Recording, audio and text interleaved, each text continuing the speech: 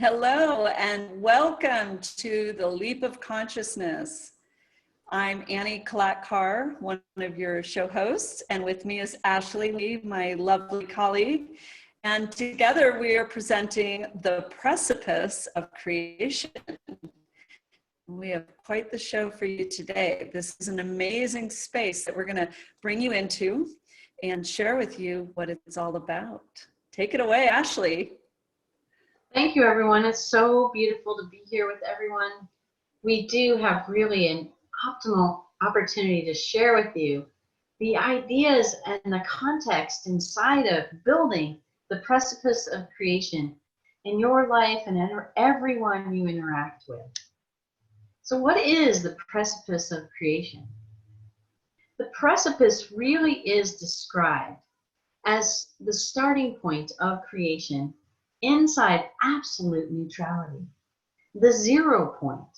We also call it the God space, where all is possible from creating the experience you choose to welcome into your life. And what do we really mean by that? With this graphic photograph, what we wanted to do is describe that it's a very unique space. It's absent of perceptions and awareness. It's really a blank, a neutral space, where in which love, omniscience, everything flows that you can gather and create from. But really the special aspect of this space, the unique aspect is in this God space, in the 0 point of absolute neutrality, is what I feel and sense and know is that this is a space of darkness. And the darkness allows all of the light, all of the opportunity for you as a divine being, as a divine spiritual being, to step into this space of awareness and knowing so that your light illuminates this space. And from that space, we have the opportunity to really gather in our tools, our empowerment, and bring them to life. I think this is so reminiscent of the artist who meditates before creating with their skill, their knowledge, their ability, their inspiration. So much like a painter approaching a blank canvas, going into the precipice of creation, you're bringing your paints, your brushes, your ideas, and going into that canvas with everything that you have, and allowing the outcome of the vision of the inspiration to just emerge without any attachment to the outcome. So you can think of it in those ways. It really is. It's where we bring our light, we bring our tools, and we begin to play from that space of neutrality. It really is beautiful. And it provides an opportunity for really clean, creative, clear, really creation from its origin. And so then we describe really what exactly is the 0 point. The 0 point is really an experience that is a 0 attachments to the outcome. And so this dandelion, for example, is a really great representative of it's growing, it develops seeds. The developing seeds look like little baby helicopters, which is really cute. And when the wind blows, that works with the dandelion, it spreads the seeds. And so in this idea with us and what we choose to create, when we let go of the attachment to outcome, for example, where the seeds land, how they land, when they land, who's going to get them, how is it going to grow, all of those answers, we let go of all those answers, knowing that the universe, the world, the environment here is really here to support us in really creating all that we desire, helping us really develop these intentions that we have in creating anything in the world, really with 0 attachments to outcomes so that more can come in that we ever knew was possible. I think it's so important to remember to be the dandelion, be like Mother Nature. Everything in nature has no attachment to outcome. It just lets its, reproductive ability just happen. It's glorious. So let your ideas go. Let it flow in the flow.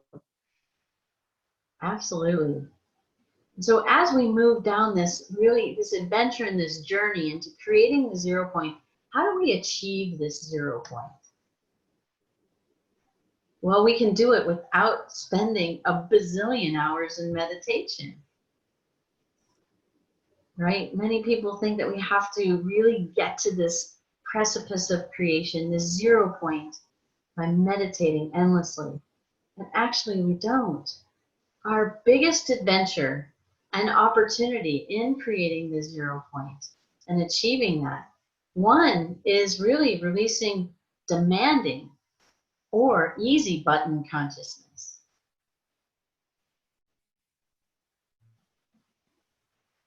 And when we have easy button consciousness, I will be the first to raise my hand and say, I know this intimately.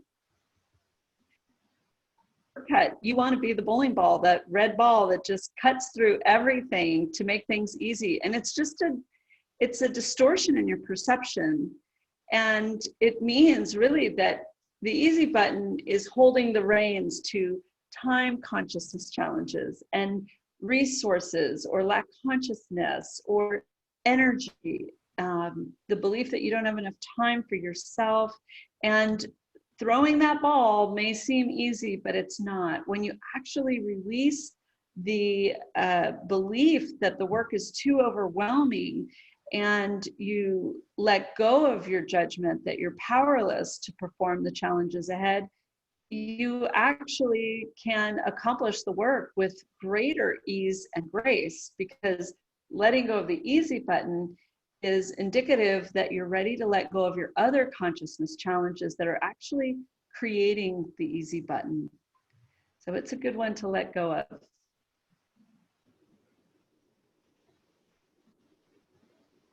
another one really in achieving the 0 point and achieving the space and being in the precipice of creation is achieving and really discerning and being inside complete neutrality really does require a disciplined commitment to self-love. And inside this disciplined commitment to self-love, what does that really mean? Well, if we struggle with self-love on a day-to-day basis because we're really reacting to our world around us, we're really concerned, we're overwhelmed, we believe we can't create what we want to create, then that wrecks discipline, doesn't it? It wrecks the idea. So then we get busy in our day, we get busy in keeping ourselves occupied, then we're tired and overwhelmed, then we want to go have fun and make things easy. And really what we had done was forget to really go inside of ourselves, support this opportunity in recognizing, I see I created a lot of consciousness challenges in my life. I see others around me have created it as well. And together we create a lot of friction, a lot of chaos. And really what we want is easy. So we may take a vacation and go to the spa, right? We may go to the beach. We may go do different things to get this reprieve. But actually the reprieve is within us, isn't it? So when we take this journey inward, when we release our consciousness challenges through releasing conflict and conflict resolve them, what happens is we already then begin to create this natural space of peace. We've let go of the negative energy between us and that conflict, so much so that we already innately have peace. So when we go to the beach, when we go and do peaceful activities, that peace is even magnified. And in that magnification is this opportunity to really set inside this precipice of creation, this 0 point, this still point. Our mind is still, our heart is open, it's beating, we are connecting with ourselves, each other, and the world around us. And inside this connection, we bring our light to this space and we light it up. We bring in tools, and we then have the opportunity to bring forward empowered states of being to problem solve this over here, and to release this conflict over here, and to handle this problem that's been in the back of us for a long time. What if we can do this from this space of peace?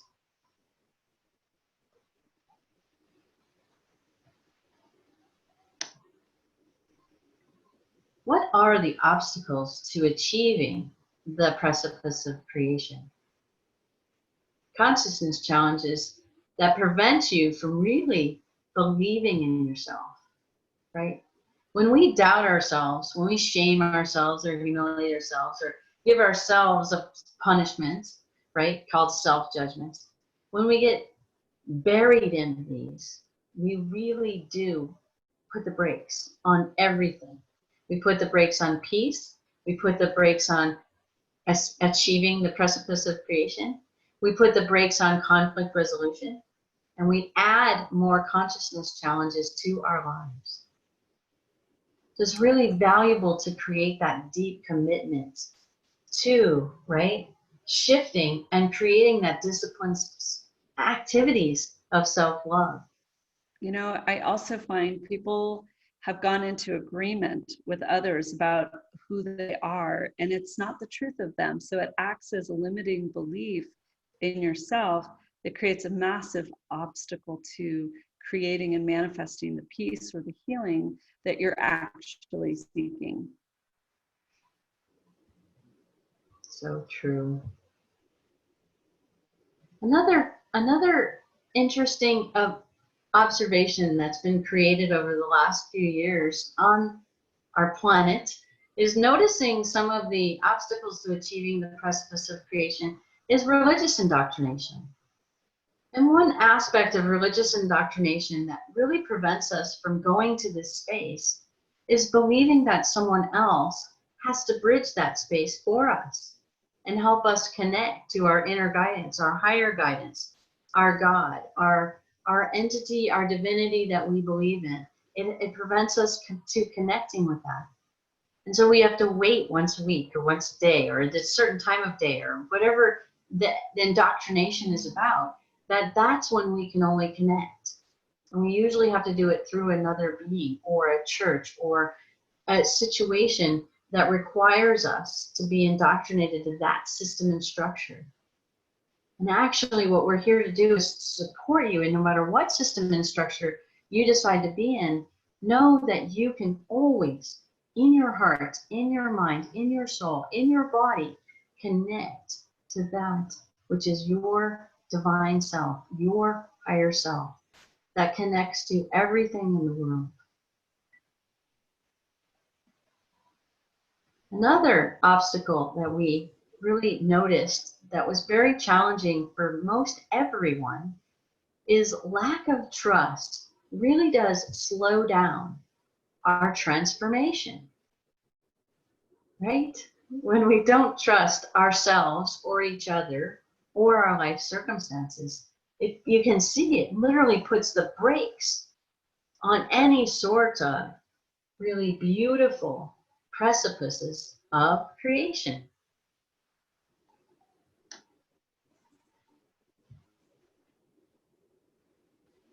So what are the challenges to staying in the precipice of creation?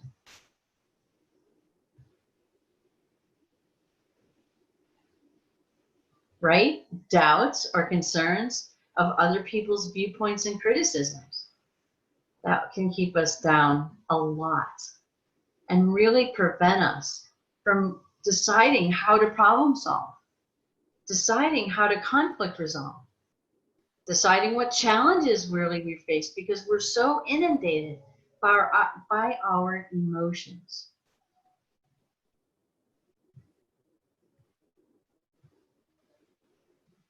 Another challenge to staying inside of the precipice of creation truly is sensory overwhelm. I know that sometimes particularly I'll move to the level of, creation, and I'll know what the consciousness challenge is for me and for the other person, I'll work on conflict resolution. And I've created this inner peace inside of me, and I'm ready to create. And then all of a sudden, the doorbell rings, the dog barks, the garage door opens, I don't know, all kinds of interruptions and opportunities and distractions that come into our realm. And so really working with this idea of how do we deal with our sensory overwhelm to stay in this place of creation, to really bring in our tools, to breathe and deeply embody these empowered states of being, to go forward and to create what it is we're truly choosing in the world. So Ashley, real quick, because it just popped into my awareness, you know, at the hospital where you work, there's all kinds of sensory overwhelm, from bells and beeping and sensors and alarms and alerts and parents, and there's fear everywhere, and there's rushing, and there's just a lot of stress. How do you stabilize, even though like it's not a consciousness challenge, right? The beeps and the alarms and stuff. How do you stay in that precipice of keeping yourself centered in peace? I think we would all love to know that. Well, there are many instances, and thank you for that beautiful question. There are many instances in high sensory environments, noisy environments, overlit environments, emotionally unstable environments, physically unstable environments. All of those present tremendous challenges. And what I do in every moment is really set in mind, I am choosing. So I choose an empowerment. I kind of work my way backwards, so to speak. I choose an empowerment, like I choose to embody peace. And I open to understanding in that moment how to embody peace. And then all of a sudden, I notice, even with everything going on, or the duties or the tasks that I have to undertake, I start to recognize the consciousness challenges that are presented. I'm overwhelmed, or they're overwhelmed, or whatever's going on. And then what I'll do is I'll attend to the highest bother, the highest overwhelm for everyone. Because I want everyone in the environment to receive and understand or develop a level of peace. Because then that way, in that environment, healing can be maximized. And so in that environment, what I'll do is I'll notice, okay, one person is more emotionally upset than another person, or something like that. So I'll work with that person to conflict resolve the overwhelm and help them, support them in being in this centered space of peace. Then as an influencer, that starts to ripple in the environment, and it starts to impact others, and others start to breathe more deeply, settle down, have an easier posture, walking and doing and being, instead of putting their hands over their ears and being in extreme overwhelm. And so those are one avenue in which we can really create the precipice of creation, and staying in that versus succumbing to the challenges that are around us. Thank you. The other one that we wanted to share, because it had something to do with religious indoctrination as well, is this idea of falling from grace.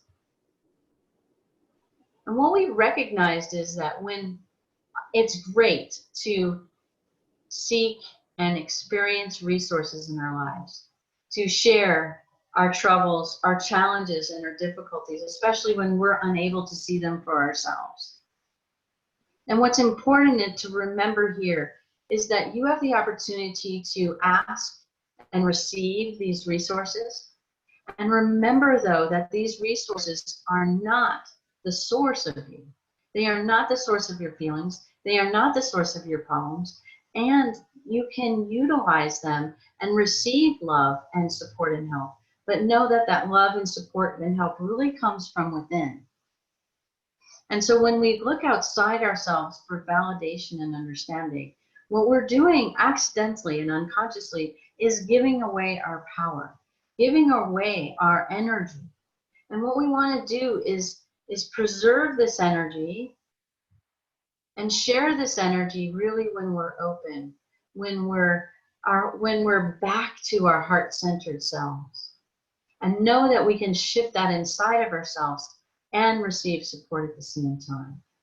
And So we don't have to fall out of what we knew ourselves to be and forget and feel learned helplessness, hopelessness, and live in that world of insecurities that nothing can work until this other person or this other system or structure fixes me and my problems. And falling from grace really is just a very poetic way to let us all know that we may have forgotten that our true natured self is love, and love is the ultimate state of grace. And throughout the millennia, people have twisted that around into something else. So really, when we just fall from grace, it just means we forgot who we are truly, deeply. Yeah.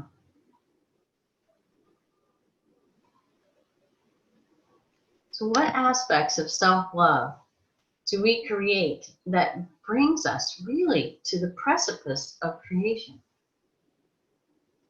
It really is a deep commitment to conflict resolving all and any forms of victim in our lives. It takes this determination, some might call it tenacity, determination.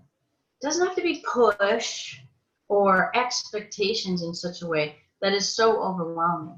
But we can stand strong in our power and really recognize I choose to release all forms of victim in my life, including victim of circumstance.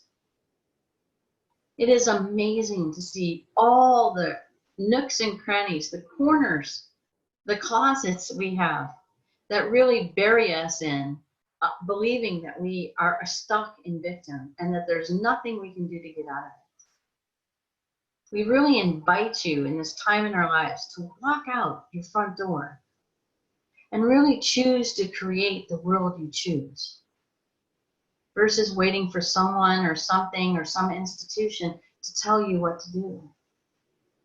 We really support everyone coming forward and knowing with clarity what it is you want to create in the world, expressing your true nature of love through your giftedness. And in that, then we come together and unify through heart-centered consensus consciousness.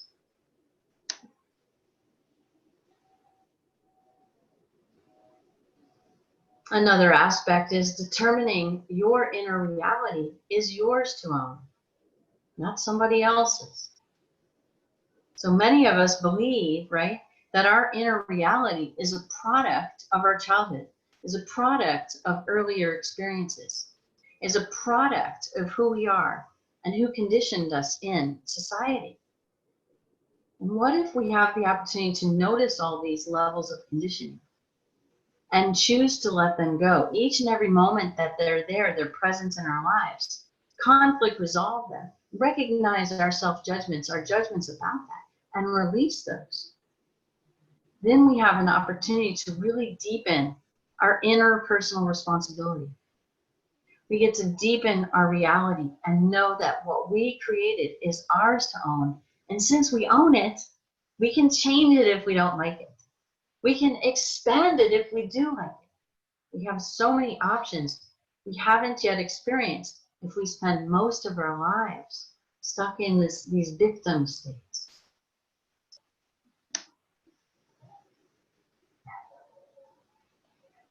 The other aspect really is reframing ourselves from the punishment model to embodying inner personal responsibility consciousness.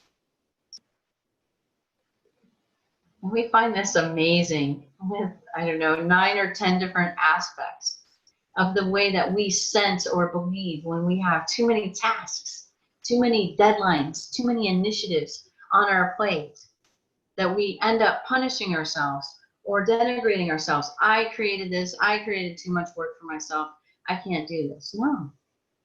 Like, for example, this very cute lady, she can take 5 minutes, right? 3 minutes, 2 minutes, a breath to recenter herself, to recognize, I have lots of options here. I can go to that precipice of creation and really start to create some of these problems that are presented to me in many different ways that I ever knew was possible. Because I know I created this, and I know I can shift this so it isn't overwhelming to me on a day-to-day, hour-to-hour basis.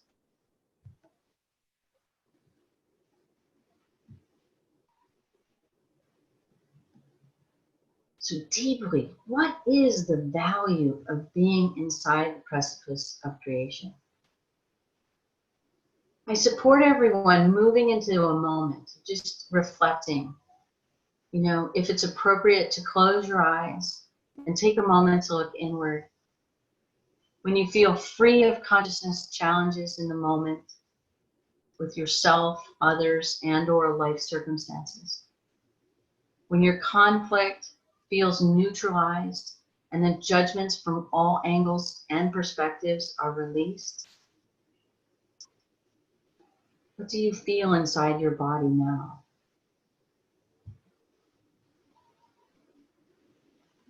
Are you experiencing standing in your own innate true power of love? She really has that look of, I am self-navigating through life and I'm enjoying it, doesn't she? Yeah. And when we stand in our power, we actually have the ability to lead others. We sure do. And in this moment that we're reflective and noticing where we're feeling and being in the moment, experiencing the body embodiment of self-love is made manifest real in this moment. You can feel it viscerally. You can feel it in your nervous system. You can feel it in your gut. You can feel it in your heart, in your head, everywhere in your body. Sometimes we feel it as our skin is tingling.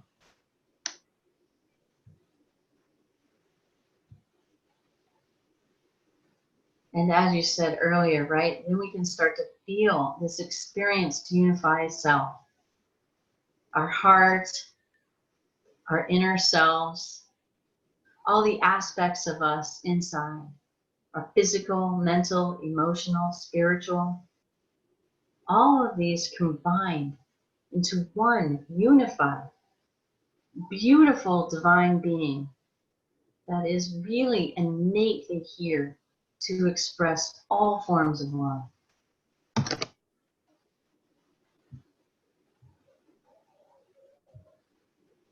And when we experience that, we really do start to take the path, the walk, into profound peace. Innately feeling that joy and happiness without having to make or push or demand it to happen.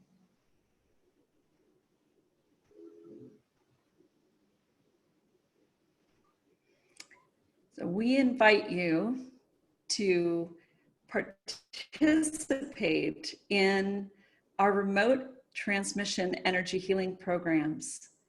This one was specifically designed to work with the leap of consciousness that we created here on Awake TV Network. Every show matches a remote transmission that helps deepen the concepts, deepens the learning, supports the release of consciousness challenges that we express as obstacles to making transformational shifts. So at any time, you can watch these shows over again, and you can enroll in our program, and right before your session, even a day ahead, you can go back to Awake TV and watch the show that matches the week that you are receiving advanced energy healing. Ashley and I support many, many people on Wednesday nights. And this is a rolling program. You can enter at any time. You can find on our website, leapofconsciousness.com, where to sign up. And there's a button there that will help you get to this program. And it comes with a reminder email on a Tuesday that will give you contextual focus for your meditation while you connect with the energies. And everyone receives a very unique energy packet designed especially for them. So we invite you to explore this concept at our website to see if it's right for you. And we would be delighted to support you as you leap through your consciousness, creating the peace and the experience in life that you always wanted. It's now possible. Thank you so much for joining us. We look forward to next week right here on Awake TV. We'll see you then. Thank you, Ashley. Thank you, everyone.